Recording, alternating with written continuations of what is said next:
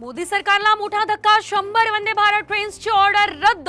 तब्बल 30,000 कोटींचं नुकसान झाल्यानं योजना लांबणीवर।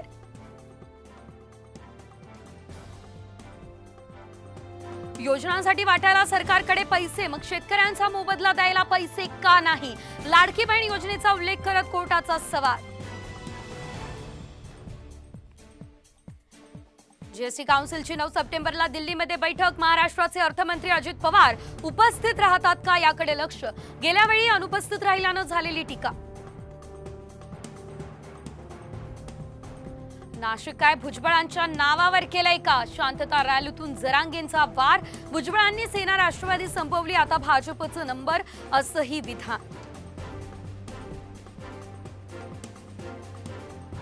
पुणे कृषी उत्पन्न बाजार समिती 15 ऑगस्टला बंद राहणार। शेतकऱ्यांना भाजीपाला न आणण्याचं बाजार समितीचं आवाहन।